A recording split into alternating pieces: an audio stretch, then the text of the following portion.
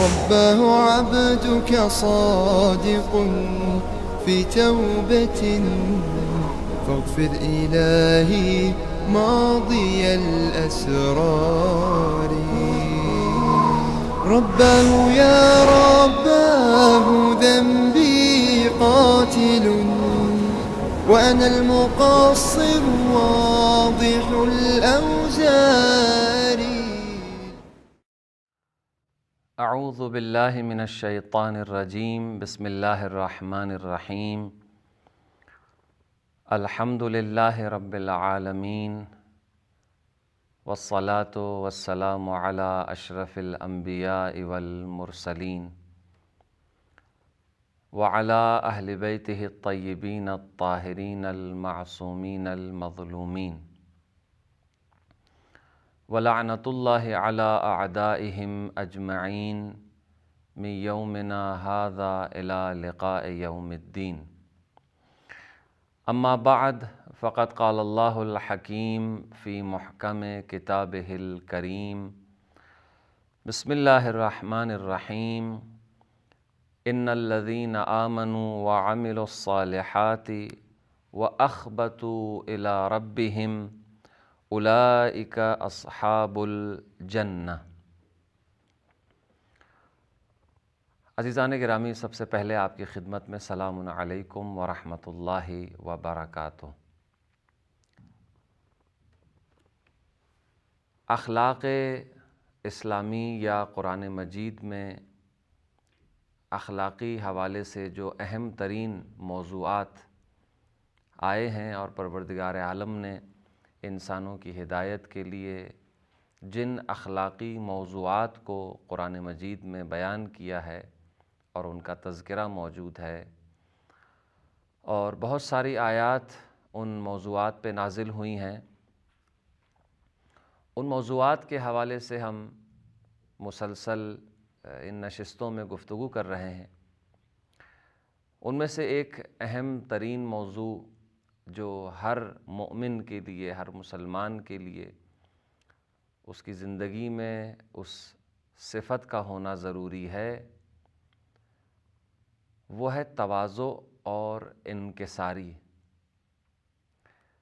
کہ ہر مومن اپنے اندر ایک ایسی صفت رکھے کہ جسے تواضع کہا جاتا ہے،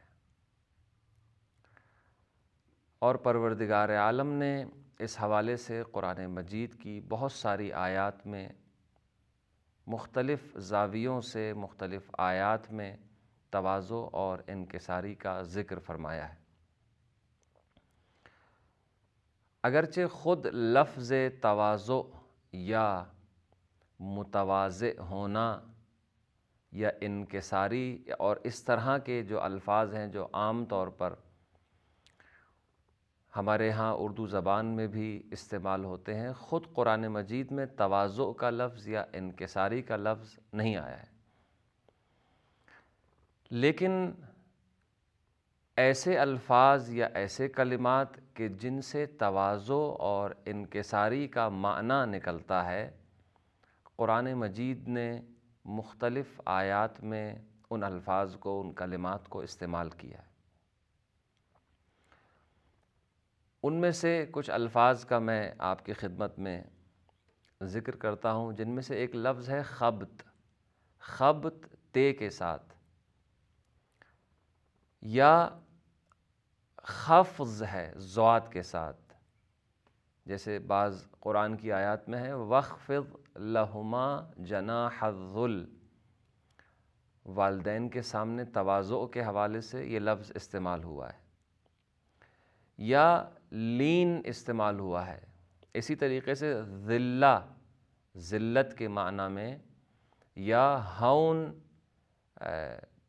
کے الفاظ اور اس طرح کے کلمات قرآن مجید نے استعمال کیے ہیں کہ جن سے تواضع کے معنی نکلتے ہیں، انکساری کے معنی نکلتے ہیں۔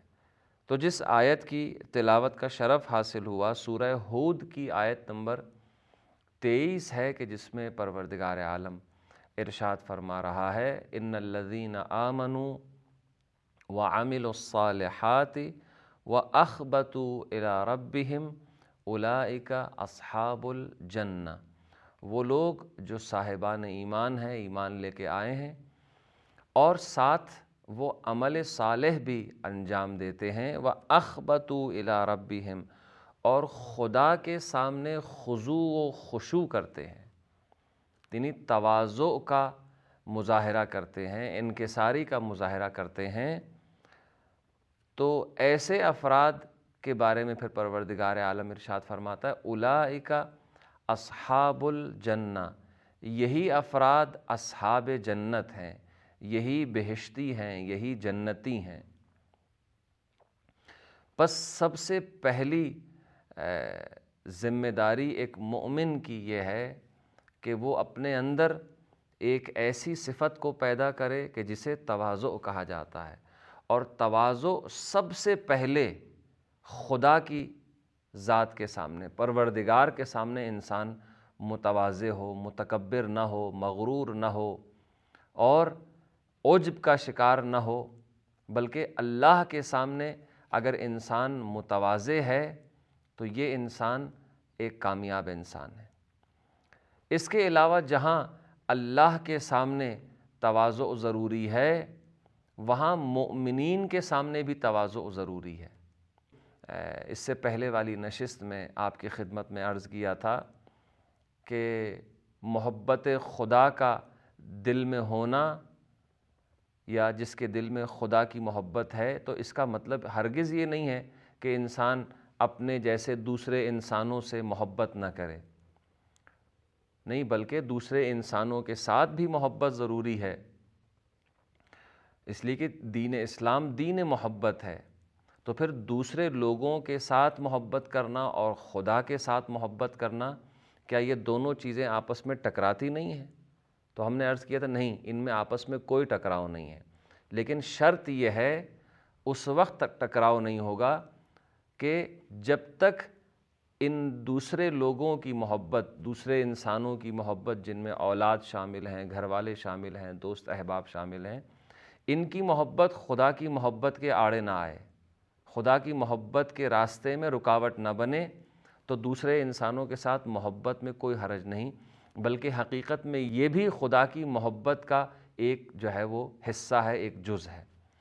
اسی طریقے سے تواضع اور انکساری بھی حقیقت میں اللہ کے سامنے ہونی چاہیے، لیکن قرآن مجید میں ایک آیت کے اندر پروردگار عالم نے ارشاد فرمایا کہ انسان مؤمنین کے سامنے بھی متواضع ہو، لہذا اس حوالے سے سورہ حجر کی آیت میں آیا ہے وَاخْفِضْ جَنَاحَكَ لِلْمُؤْمِنِينَ، تم مؤمنین کے لیے اپنے مہربان شانوں کو خم کر دو، یعنی اس کی ایک علامت یہ ہے کہ اپنے شانوں کو انسان خم کر دے، جھکا دے، یعنی سینہ تان کر جو ہے وہ مؤمنین کے ساتھ بات نہ کرے، غرور اور تکبر کے ساتھ جو ہے وہ ان سے رفتار اور سلوک نہ کرے، بلکہ اپنے شانوں کو مہربانی کے ساتھ خم کر دے، تواضع کے ساتھ پیش آئے۔ ہم انشاءاللہ گفتگو جب آگے بڑھے گی تو تواضع کے اثرات اور اس کے آثار کیا ہیں وہ بیان کریں گے، انسان کو کیوں متواضع ہونا چاہیے اس کو بیان کریں گے، اور ساتھ ساتھ متواضع انسان کی جو علامت بیان کی گئی ہے کہ کس انسان کو ہم پہچان سکتے ہیں کہ یہ متواضع ہے یا نہیں ہے، یا اگر ہم یہ دیکھنا چاہتے ہیں کہ خود متواضع اور منکسر المزاج ہیں یا نہیں تو اس کی علامت کیا ہے، تو پس سب سے پہلے انسان متواضع ہو کس کے سامنے؟ اپنے رب کے سامنے، اپنے پروردگار کے سامنے۔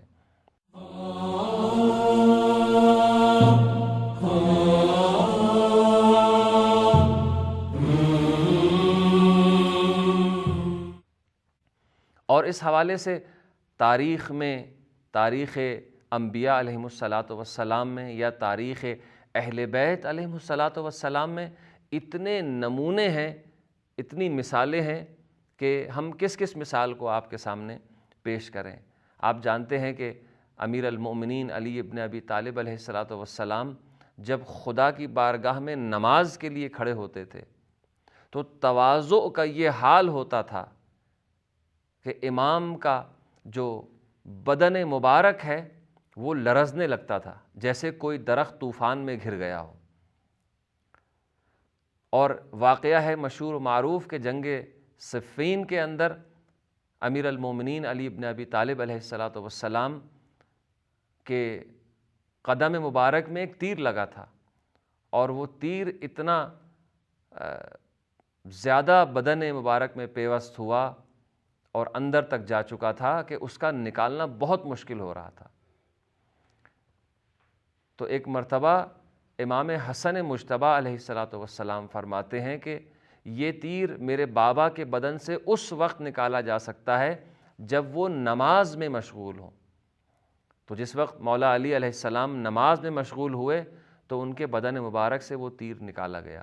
یعنی تواضع پروردگار کے سامنے امیر المؤمنین علی ابن ابی طالب جیسی ہستی کی کیفیت یہ تھی اپنے رب کے سامنے، اپنے پروردگار کے سامنے، کہ امام کا پورا بدن تواضع اور انکساری کے ساتھ نرم پڑ جاتا تھا۔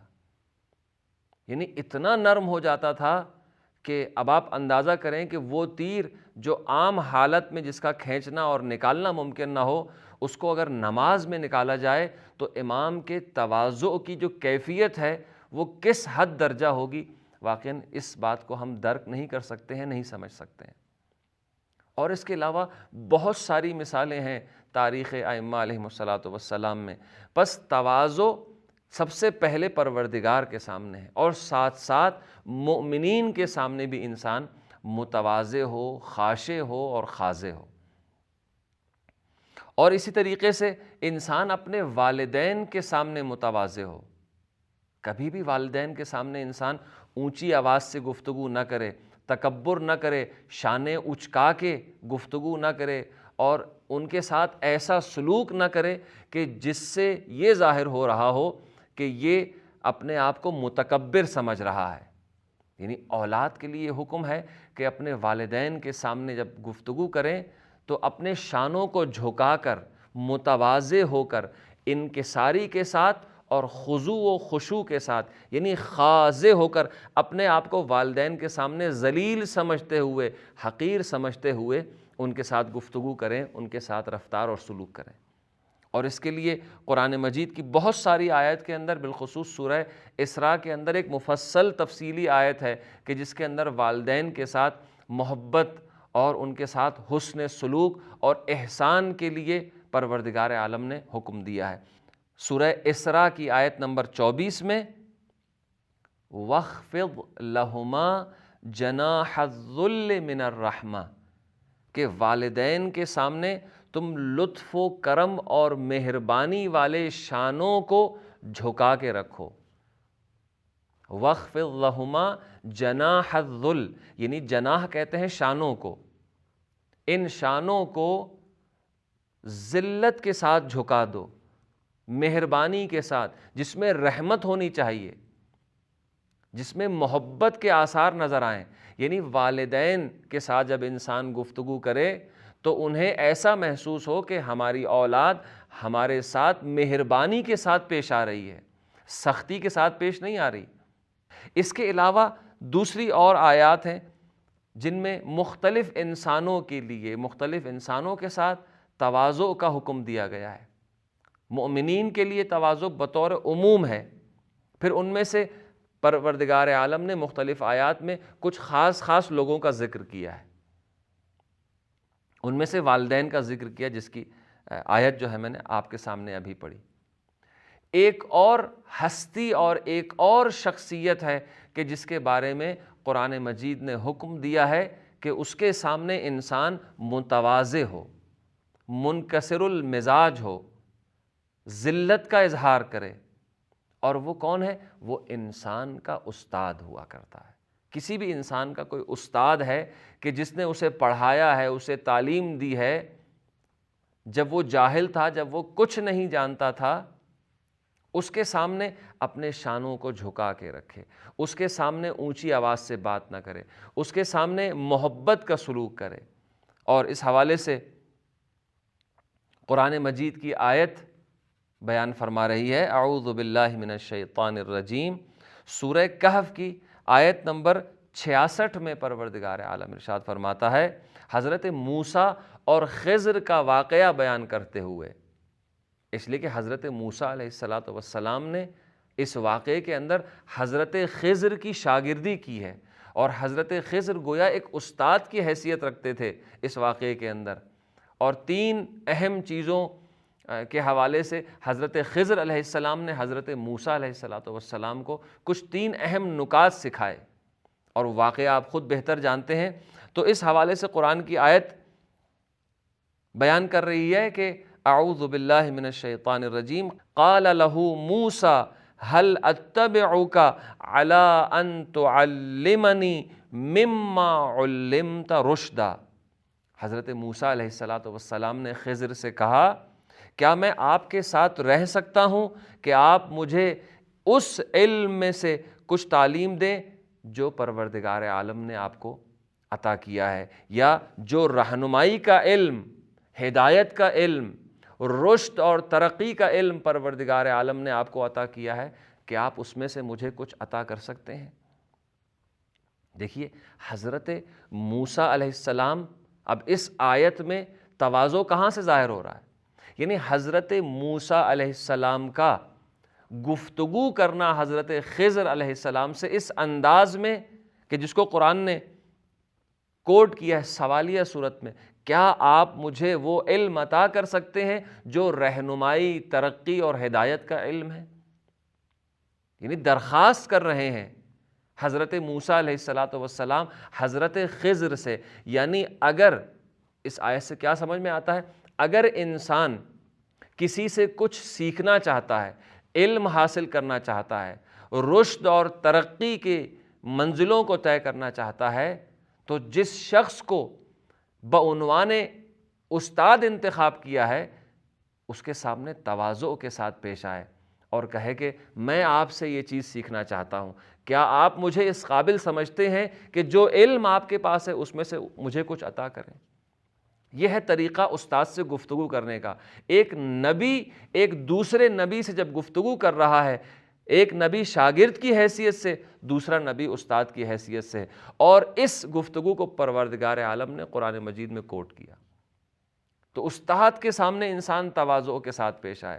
تو عزیزان گرامی، بہت ساری آیات ایسی ہیں کہ جن سے یہ سمجھ میں آتا ہے کہ تواضع ایک ایسی صفت ہے کہ اگر یہ صفت کسی مومن اور کسی انسان کے اندر ہو تو وہ اپنی زندگی میں کامیاب انسان ہو سکتا ہے، کبھی وہ ناکامی کا منہ نہیں دیکھ سکتا۔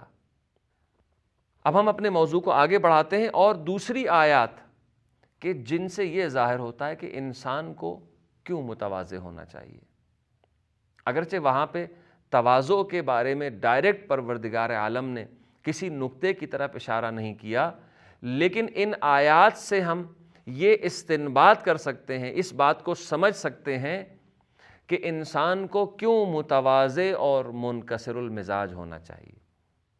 اب ہم ایک ایک کر کے مختصر طور پر صرف آیات کی تلاوت اور ان کا ترجمہ آپ کی خدمت میں کرتے ہیں، تاکہ ہمیں اندازہ ہو کہ انسان ہے کیا اور اسے کیوں متواضع ہونا چاہیے۔ سب سے پہلی بات تو یہ ہے کہ پروردگار عالم نے انسان کو مٹی سے خلق کیا، اور قرآن کی آیت ہے سورہ فاطر کی آیت نمبر 11 میں پروردگار ارشاد فرماتا ہے واللہ خلقکم من تراب۔ پروردگار عالم وہ ہے کہ جس نے تمہیں مٹی سے خلق کیا۔ اب وہ انسان، وہ ہستی اور وہ شخصیت کہ جو مٹی سے خلق کی گئی ہے، اسے چاہیے کہ وہ متواضع ہو۔ اور اسی طریقے سے دوسرے مقام پہ پروردگار عالم نے ارشاد فرمایا ثم جعل نسلہ من سلالۃ من ماء مہین، کہ پروردگار عالم نے انسان کو ایک نجس قطرے سے خلق کیا۔ انسان مٹی سے خلق ہوا ہے، انسان نجس قطرے سے خلق ہوا ہے، یا قرآن فرماتا ہے خلق الانسان ضعیفا، انسان کو ضعیف خلق کیا گیا ہے، کمزور خلق کیا گیا ہے، یا انسان محتاج ہے اور وہ حاجت مند ہے۔ یا ایھا الناس انتم الفقراء الی اللہ واللہ هو الغنی الحمید۔ اے انسانوں، پروردگار یہاں مسلمانوں سے بھی مخاطب نہیں ہے، اے انسانوں، یا ایھا الناس انتم الفقراء، تم سب کے سب فقیر ہو، تم سب کے سب محتاج ہو میری طرف، اللہ کی جانب تم محتاج ہو، اللہ کے حاجت مند ہو، اور وہ فقط اللہ کی ذات ہے کہ جو غنی یہ مطلق ہے، جو کسی کی محتاج نہیں اور کسی طرح کی اسے احتیاج نہیں ہے، کسی طرح کی ضرورت اسے نہیں ہے، اور جو شخصیت اور جو ہستی اور جو موجود اس کائنات میں کاملاً وابستہ ہے اور محتاج ہے کسی سے، وہ انسان ہے، اور جس کا محتاج ہے وہ انسان، وہ اللہ کی ذات ہے۔ یعنی انسان اللہ کے بغیر اپنی احتیاجات کو، اپنی ضروریات کو رفع و دفع نہیں کر سکتا، دور نہیں کر سکتا۔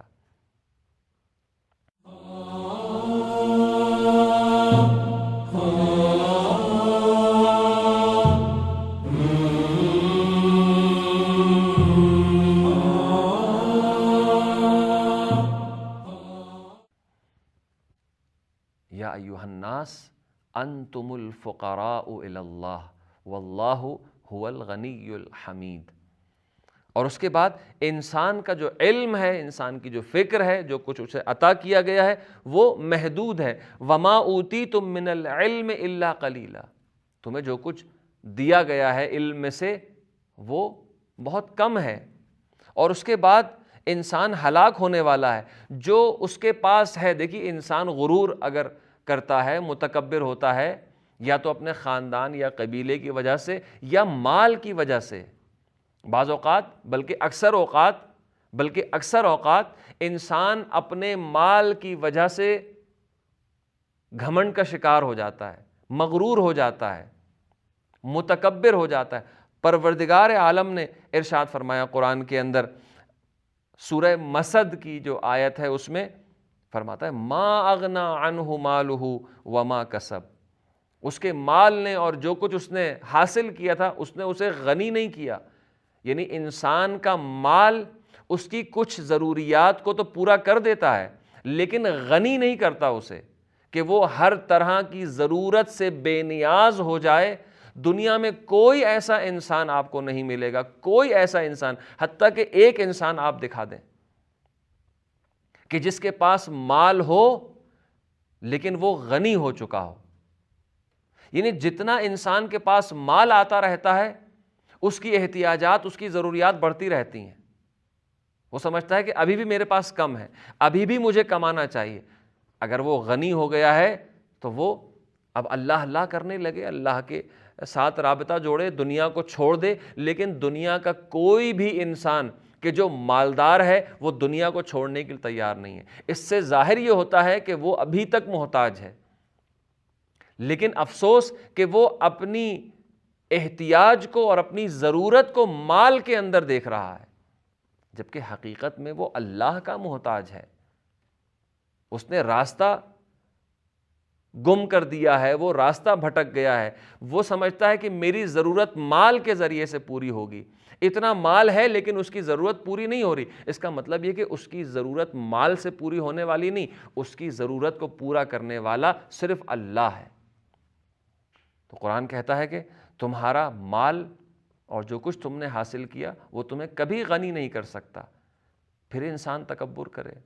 انسان کمزور خلق کیا گیا ہے، ضعیف خلق کیا گیا ہے، اس کا مال ہمیشہ باقی رہنے والا نہیں ہے۔ اور اسی طریقے سے اس کو نجس قطرے سے پروردگار نے خلق کیا ہے، مٹی سے خلق کیا ہے۔ یا قل ان الموت الذی تفرون منہ فانہ ملاقیکم، اور ہمیشہ انسان کی زندگی کا اختتام موت کے ذریعے سے ہے، یعنی ہر انسان کو موت آنی ہے، کل نفس ذائقۃ الموت۔ پھر انسان کو گھمنڈ کس بات کا، پھر غرور کس بات کا، پھر انسان تکبر کس لیے کرے؟ بس انسان اللہ کے سامنے متواضع ہو جائے، تب یہ انسان کامیاب ہو سکتا ہے اور اس کی تمام ضروریات پروردگار عالم دور کر دے گا۔ بس انسان کو کیوں متواضع ہونا چاہیے؟ بہت ساری آیات سے ہمیں یہ سمجھ میں آتا ہے کہ انسان کچھ بھی نہیں ہے، کمزور ہے۔ ہمیشہ ایک کمزور انسان ایک طاقتور کے سامنے متواضع ہوتا ہے۔ دنیا کا انسان کمزور ہے، ہم انسان کمزور ہیں، اور وہ ہستی کہ جو انسانوں کی خالق ہے، اس پوری کائنات کی خالق، جو قادر مطلق ہے، اب ضرورت یہ ہے کہ کمزور کو چاہیے کہ قادر مطلق کے سامنے تواضع کا مظاہرہ کرے، انکساری کا مظاہرہ کرے۔ بس انسان کو اس لیے متواضع ہونا چاہیے کہ وہ کمزور ذات ہے، ایک کمزور موجود ہے۔ اب اس کے بعد ہم آگے بڑھتے ہیں کہ وہ علامتیں کیا ہیں کہ جن سے تواضع ظاہر ہوتا ہے۔ یعنی اگر ہم یہ جاننا چاہتے ہیں کہ ہم متواضع ہیں یا نہیں، تو ہم کیسے پہچانیں کہ ہمارے اندر تواضع پایا جاتا ہے؟ ہم یہ کیسے پہچانیں کہ ہمارے اندر تواضع پایا جاتا ہے؟ ہم ایک منکسر المزاج انسان ہیں اور متکبر نہیں ہے، مغرور نہیں ہے۔ اس بارے میں ایک مشہور و معروف حدیث ہے حضرت امام جعفر صادق علیہ السلام سے، کہ جس میں امام فرماتے ہیں کہ تواضع یہ ہے کہ مجلس میں، جب کسی مجلس میں، کسی محفل میں جا کے انسان بیٹھتا ہے، تو اب اگر ہم یہ پہچاننا چاہتے ہیں کہ ہم متواضع ہیں یا نہیں، تو ہمیں دیکھنا چاہیے کہ جب کسی محفل میں جاتے ہیں تو ہم، ظاہر ہے جب محفل میں جگہ نہیں ہے تو ہم جگہ تلاش کرتے ہیں۔ وہاں پہ وہ انسان جو متواضع ہوگا وہ اس جگہ بیٹھ جائے گا جہاں پہ اسے جگہ مل جائے، لیکن ایک متکبر اور مغرور انسان کوشش یہ کرے گا کہ لوگوں کو پھیلانگتا ہوا، آگے بڑھتا ہوا، جو صدر مجلس ہے، جو سب سے آگے کی جگہ ہے، وہاں اپنے آپ کو بٹھانے کی کوشش کرے گا، وہاں بیٹھنے کی کوشش کرے گا، یہ ظاہر کرنے کے لیے کہ میں کوئی بہت بڑی شخصیت ہوں، میں کوئی عالم ہوں یا کوئی مالدار انسان ہوں، یا نہ جانے کیا چیز اس کے اندر ہے، اس کی وجہ سے وہ اپنے آپ کو متکبر سمجھتے ہوئے، مغرور سمجھتے ہوئے کوشش کرے گا کہ مجلس میں سب سے آگے بیٹھے۔ لیکن متواضع انسان کی پہچان یہ ہے اور علامت یہ ہے کہ مجلس میں، کسی بھی محفل میں جہاں کچھ لوگ بیٹھے ہوئے ہوں، مجلس سے مراد جہاں کچھ لوگ جمع ہیں، گفتگو کر رہے ہیں، وہاں پہ جا کے انسان ایسی جگہ بیٹھے جہاں اسے جگہ مل جائے۔ ایک علامت یہ ہے۔ دوسری علامت یہ ہے کہ جس سے ملاقات ہو، کسی مومن سے، کسی دوست سے، کسی عزیز و اقارب سے، راستے میں کسی سے ملاقات ہوتی ہے تو سلام میں پہل کرے۔